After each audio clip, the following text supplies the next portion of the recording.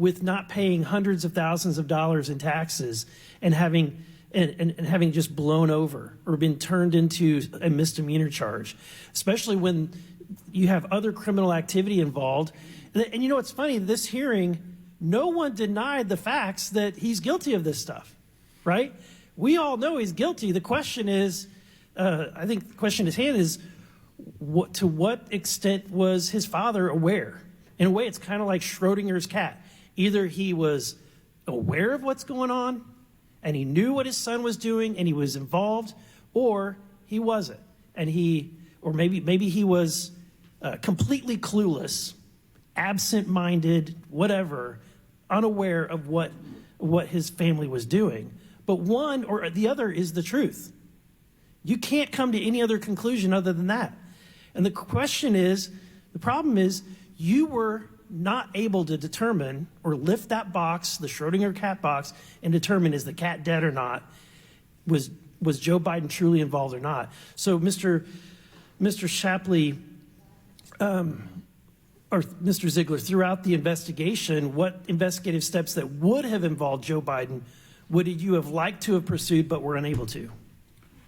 So I guess in my testimony, I talked about the atmosphere when we're interviewing witnesses and talking about specific areas or specific, it being the campaign, that we were prevented. There was rolling eyes at us. I mean, it was a very harsh environment to be in. And you were directly turned down as well.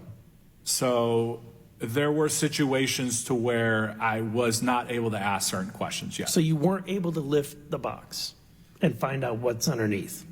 There were certain, in our investigation, you want to follow the facts. That's a part of our job, is you follow the evidence and you work the case. So I know that you were tipped off about the storage, or it was tipped off about the storage unit before you were able to actually search it.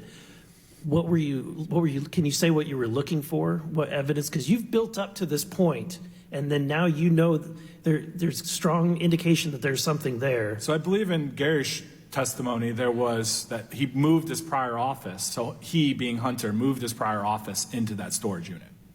And so this was computers, yeah, I don't know specifically what would have been in there. Okay. Besides any tax crimes, what other violations were being investigated by any other agencies? So those aren't in the confines of our testimony. What other charges are being investigated? Any offshoots, but... Were there other agencies that were working with you that were working on other? Yeah, there was, FBI was working this case with us. Okay. So you can't speak to whether there was a Foreign Agent Registration Act or? I cannot speak to that. Okay. My other question. What I can tell you is not only do we investigate tax crimes, but we also investigate money laundering. So any instances of money laundering, us as IRS agents, we are allowed to investigate those crimes. Okay. So, Mr. Congressman, if I could add, so in my transcript, I do say that there's a FARA issue at play during the investigation. Okay, so there was a FARA issue, a Foreign Agent Registration Act issue. And has that been pursued? We are not a part of the investigation anymore. So, and I mean, that's our whole point of a special counsel. If there's these offshoot investigations, we're going to just rely on the same thing to happen. In your investigations, you knew that there was foreign bank accounts or foreign money wires.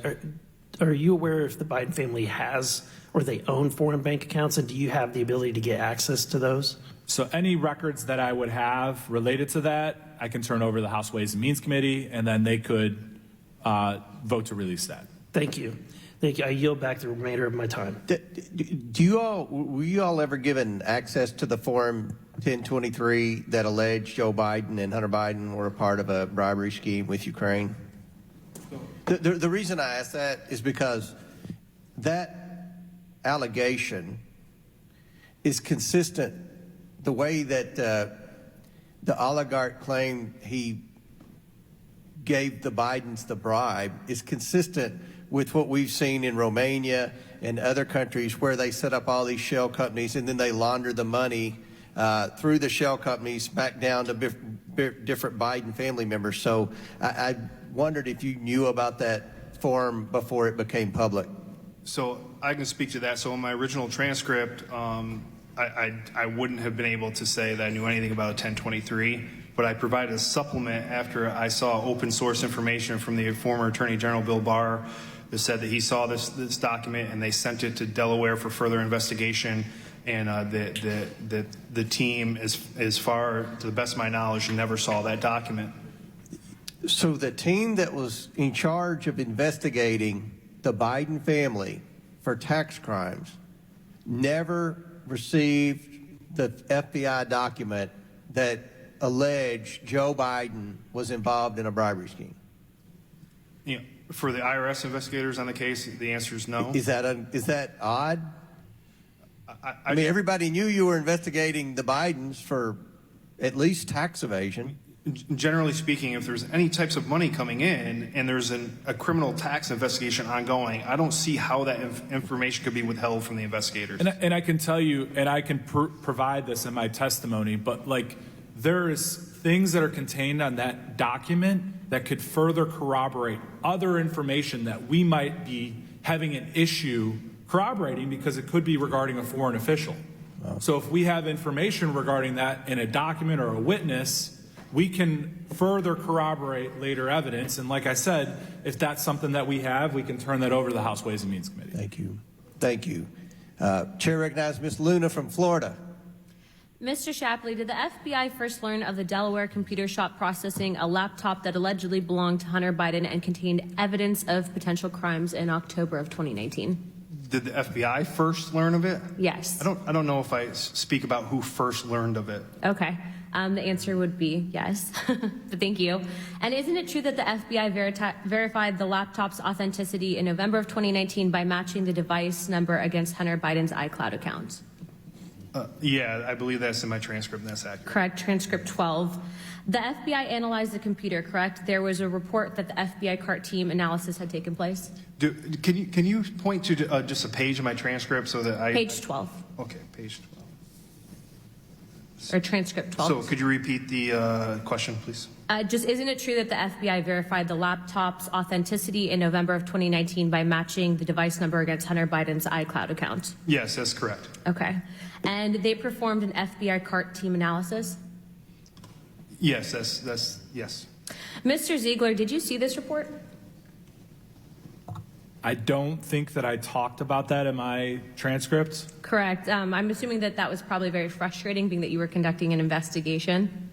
So I can speak to this again because I did contemporaneously document a long meeting about the laptop, and Special Agent Ziegler confirmed in that, and it was released in House Ways and Means Committee testimony that he pointed out individual pieces of data that he was provided, and then he asked why he hadn't seen other pieces of data, and that's when Assistant United States Attorney Wolf told them that prosecutors were withholding information from the investigators. And I think what's important with withholding, they never said what they were withholding. So I think that is like important. So to my understanding, the U.S. Attorney said that you haven't seen it because for a variety of reasons, they kept it from the agents. So they kept this information from you. I think it's important to know, correct? That's correct. Okay.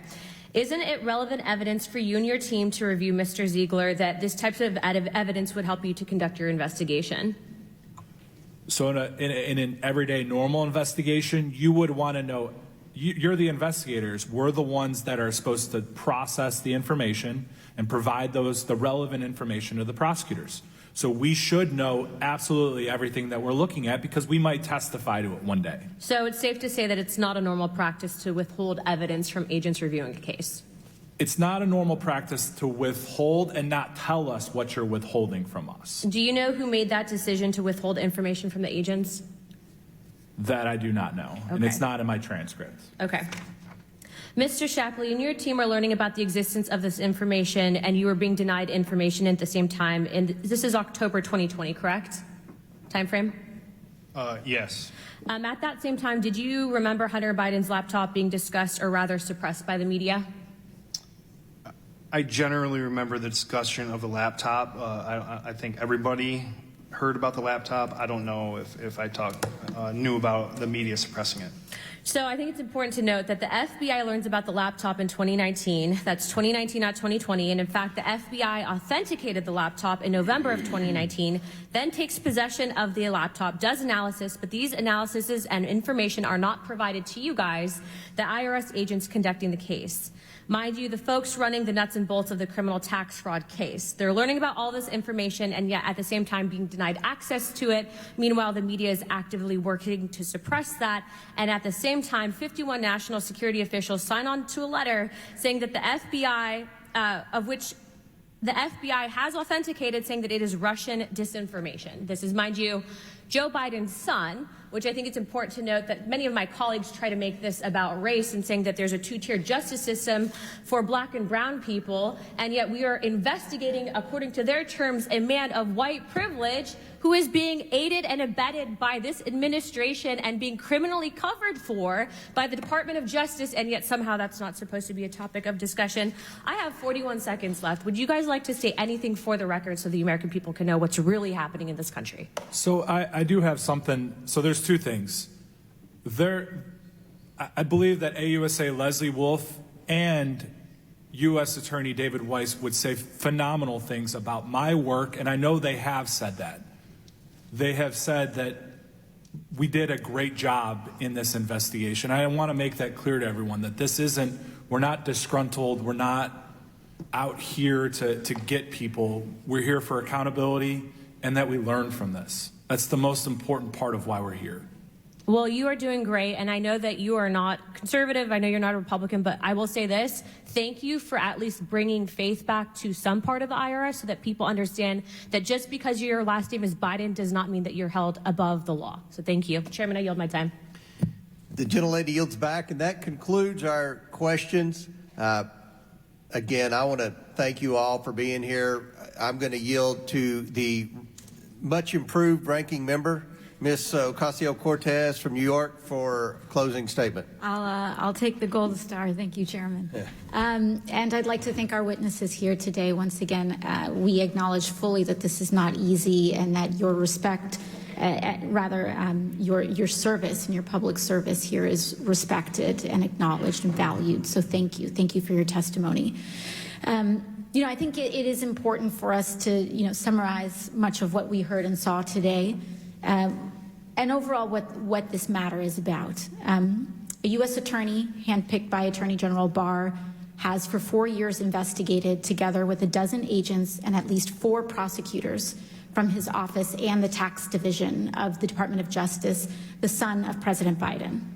Hunter Biden has been charged with a felony and misdemeanors, and 2 misdemeanors, and he is pleading guilty to several crimes and submitting to sentencing by an appointed judge, a Trump-appointed judge.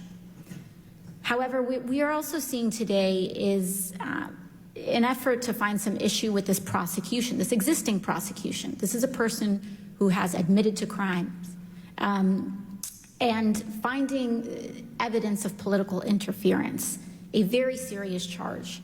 So much of what we saw today honed in on a conversation, the testimony honed in on a conversation that one of today's witnesses was involved in which Mr. Shapley heard Mr. Weiss to say that he was denied special counsel status.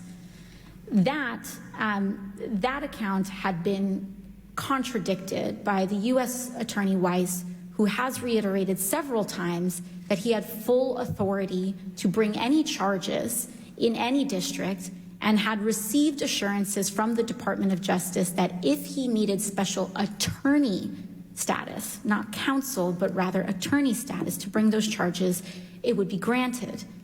So we are left here with 2 possible options for this story. That either Mr. Weiss, who was appointed by President Donald J. Trump and trusted by Attorney General Barr, also serving under Trump, was lying to protect the Biden administration, or he respectfully disagreed with the charges that today's 2 witnesses wanted to bring as professionals in their professional opinion. Disagreement over charges is not uncommon.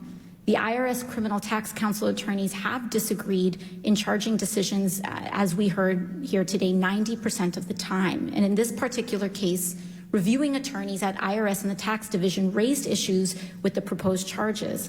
And the witnesses described how Mr. Weiss expressed some concerns about the charges. In fact, in some of the testimony we saw, Mr. Shapley recognized with regard to at least one of the charges which he himself recommended he could, and I am quoting from testimony, quote, see some issues with that would preclude it from being charged. Now, I understand why the two witnesses who testified here today are disappointed after 5 years of investigation. I believe you all are honorable, serving professionals, truly. And that Mr. Weiss disagreed with this analysis of facts. There was absolutely frustration that to not, quote, have a seat at the table, that Mr. Weiss made his decision about how to charge in this case, and he did charge. And that was a decision that he, as the U.S. attorney in charge of the case, was empowered to make. The question, though, I believe that is very important to address is why we are holding these hearings today, despite what we have seen as deliberate lobbying for this hearing by a political candidate, Donald J. Trump. What we also saw today was the revival of certain conspiracy theories around Ukraine, first promoted by Rudy Giuliani during Trump's first impeachment in 2019 and his reelection campaign. We did not bring that up. That was first brought up by the Republican side that required addressing here today. Chairman Comer started this hearing by asking these witnesses about Burisma, and other members of the committee again raised the specter of these debunked conspiracy theories. It has been debunked time and time again, including by Trump's own Department of Justice. But that being said, this is the problem with bringing these conspiracy theories into this committee. They beget more. It does not stop. And today we have gotten a new conspiracy theory, one that requires us to believe that David Weiss, a Trump-appointed U.S. attorney, trusted by Trump-appointed Attorney General Barr, has somehow been complicit in abetting and concealing a deep state conspiracy to protect Hunter Biden on behalf of the Biden administration when they were selected by Donald Trump. This is a theory which has apparently been proven unsuccessful, given that Hunter Biden is now criminally charged and facing sentencing by a Trump-appointed judge. Today also marked a new low when pornographic images were paraded in this hearing room. Chairman Comer, last October, you told Time magazine that you were not interested in the sordid details of Hunter Biden's life. You were quoted as saying, quote, that's counter to a credible investigation, and I agree.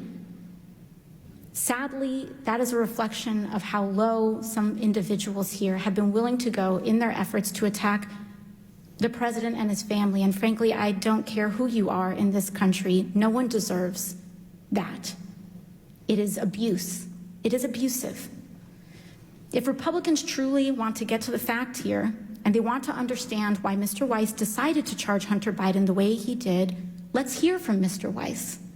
But until then, we must move on from these theories and focus on the issues that matter to the American people, like ending the scourge of gun violence that is plaguing our country, confronting and combating the climate crisis, and standing up for our constitutional rights, and yes, going after the enormous amount of inequity and injustice in our tax system. And with that, I yield back to the chair. Gentlelady yields back. Before I close, I want to ask for consent to enter into the record 3 letters from myself, Judiciary Chair Jordan, and Ways and Means Chair Smith to the Director of the Secret Service, Director of the IRS, and the Attorney General, requesting more information pertaining to our investigation. Without objection, so ordered, as well as enter into the record the 2 bank memorandums that we've already submitted to our friends in the media that we're trying to teach financial literacy to. I'd like to enter those 2 memorandums into the record. Again, I want to thank you all so much for what you've done today. I can't imagine what you've been through. I apologize for what you have been through. This is what this committee is all about. The mission for the House Oversight Committee is to identify and root out waste, fraud, abuse, and mismanagement in the federal government. To do that, we depend on whistleblowers. Whistleblowers coming forward and telling their story. And that's what you all have done. And to think that there are people on the committee who have tried to question your credibility it's a pretty low mark for the history of the House Oversight Committee. So again, thank you. And what we learned today, let's just go back 6 months when this investigation started, when we became the majority. The laptop, according to many of my colleagues on the other side of the aisle and many of our friends in the media, was Russian disinformation. And what we now know is the laptop contained many of the financial records, the financial documents, the communications between both the president as well as other members of his family, with many of these associates, with many of these foreign nationals. So there's a clear path of evidence. I say that investigating the Biden family influence peddling is like investigating a bleeding bear through a snowstorm. There's so much evidence laying around. We've confirmed today what we've been saying in this committee for several months, that the Bidens took in over $10 million, $17.3 million to be exact, from adversaries. We have no earthly idea what they did to receive that money. I think that's concerning to every American. We have evidence that Hunter Biden spoke to his father about his businesses, and that Hunter used his father's name to shake down the Chinese Communist Party backed person. We saw that in the WhatsApp message that you all released. We've seen that in other emails and correspondence from the laptop. We learned, unfortunately, that these brave, incredible whistleblowers have been retaliated against at the IRS and intimidated by the Biden shady legal team and their lapdogs in the press. And for that, I apologize, and I hope that that does not deter other brave, incredible whistleblowers from coming forward. You know, all roads lead to Joe Biden, the big guy, the guy who was set to go in business with the Chinese Communist Party linked entity that wired money to the Biden family, as well as to Gal Luft, who was mentioned earlier by one of my colleagues on the other side of the aisle. Joe Biden was even set to share office space, according to an email, with this Chinese Communist Party-backed entity. And that's a concern. That should be a concern to every American, because whether you're Republican or Democrat, whether you're rural or urban, one thing that we can agree on is that Americans detest public corruption. That's why we have an IRS. That's why we have an IRS criminal division. That's why we have an oversight committee. That's why we have an ethics committee. That's why we're supposed to have a judicial system in America that provides equal justice for all. But we have to work together, and we have to be honest, and we have to respect our checks and balances. And what we learned today, as troubling as anything, is that your investigation that you spent years of your life on, that we've spent 6 months investigating, where you see a pattern of suspicious activity, where money flows from shady foreign companies and from shady foreign nationals through shell companies that are then laundered, and that's according to 6 different banks in the suspicious activity reports, laundered down in incremental payments to the Biden family for things that we have no idea what they did to receive the money. And as part of that years-long investigation, the FBI is sitting on the whole time a document that alleges Joe Biden and Hunter Biden took a $5 million bribe from a Ukrainian oligarch, where there are bank records that show that the Bidens were receiving money from this entity. There was already evidence there to show that. Now, I don't know whether that allegation is true or not. I know the FBI never investigated it, and what we know from today, they never communicated with the IRS criminal division that spent years investigating this. So there's two things that's happening here with the Oversight Committee with respect to the President of the United States. There's the investigation of the Biden corruption, and there's the investigation of the cover-up. Again, I want to thank you all for the work that you have done over the years. We appreciate that. The American people appreciate that. The taxpayers appreciate that. And we look forward to receiving the additional information through the Ways and Means Committee through the proper process as we continue our investigation. With that, and without objection, all members will have 5 legislative days within which to submit materials and to submit additional written questions for the witnesses, which will be forwarded to the witnesses for their response. If there's no further business, without objection, the committee stands adjourned.